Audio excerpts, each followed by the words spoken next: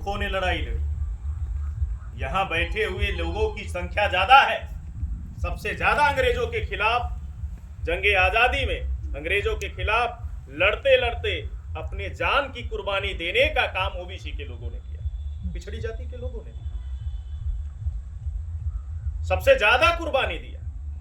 सबसे ज्यादा कुर्बानी देने वाले, सबसे ज्यादा लड़ाई लड़ने वाले, सबसे ज्यादा इस मुल्क को आजाद कराने के लिए आगे आने वाले लोग आज देश आजाद हुआ लेकिन सबसे ज्यादा पिछड़े हैं, सबसे ज्यादा पीछे, हर मामले में पीछे। जैसे कुशीनगर है, यहाँ यादव भी बैठे, पूछो कितने आईएएस यादव है भाई। मौर्य जी बैठे, कितने मौर्य आईएएस कार से लेके ढूंढेंगे, हो सकता है कार मिल जाए। दूर के दूर रिश्तेदारों को कार से लेके घूमिए, सोचिए कि कोई लड़का आईएएस हुआ था,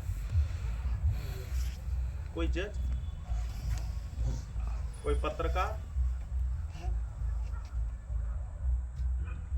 लोकतंत्र में जो सबसे बड़ी भूमिका है, और लोकतंत्र में हिस्सेदारी नहीं होगी तो आपकी बात नहीं सुनी जाएगी।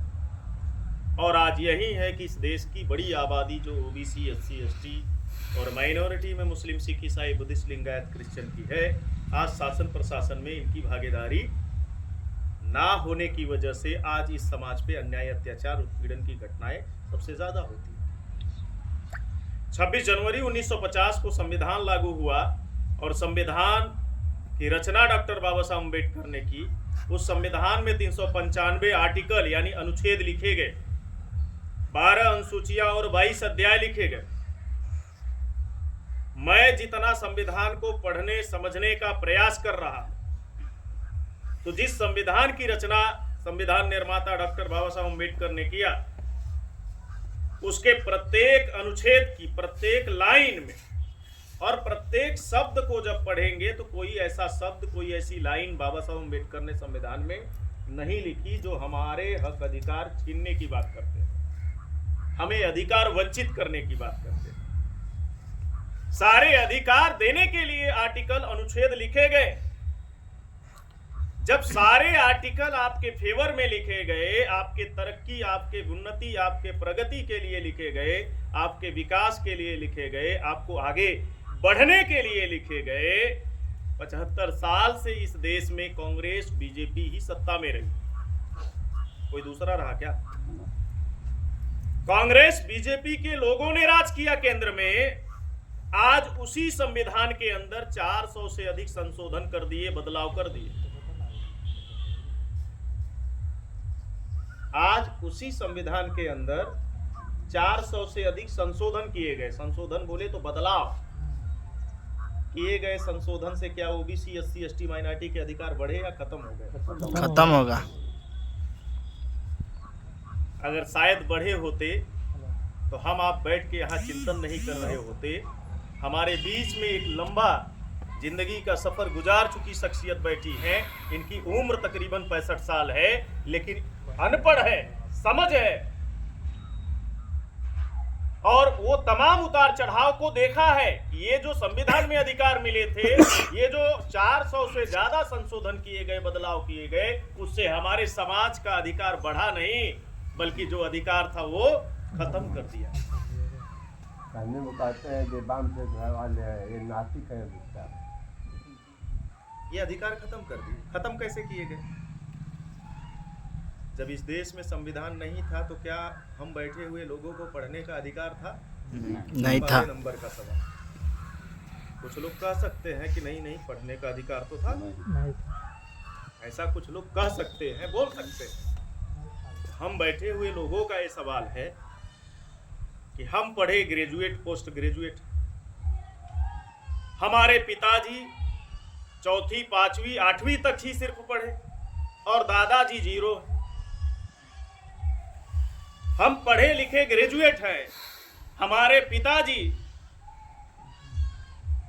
4वीं, 5वीं, 6वीं तक पढ़े, 8वीं, 10वीं तक पढ़े, लेकिन पिताजी के पिताजी जीरो है, यानी तीसरी पीढ़ी में शिक्षा नहीं था। नहीं था। तो क्या पिताजी के पिताजी को पिताजी पढ़ाना नहीं चाहते थे क्या? जैसे आज हम आप बैठे हुए घर के मुखिया हैं, घर के सरदार हैं, जिम्मेदार हैं, तो घर में बच्चों को क्या पढ़ाना नहीं चाहते क्या? चाहते थे। चाहते हैं ना। अपने कपड़े का पैसा काट कर बाप अंदर फटी अंडरवियर पहन के, लेकिन अपने बच्चों को पढ़ने के लिए फीस जुटाता है, किताब पेन और कॉपी जुटाता है, बस्ता जुटाता है और बच्चे को पढ़ाता है। तो क्या कल के तारीख में पिताजी के पिताजी को पिताजी नहीं पढ़ाया जा करते थे क्या? उनकी सोच नहीं थी क्या पढ़ाने की? थी। पढ़ने का ही अधिकार नहीं था। संविधान के फंडामेंटल राइट में, मौलिक अधिकार में सभी को पढ़ने का अधिकार होगा, ऐसा लिखा गया।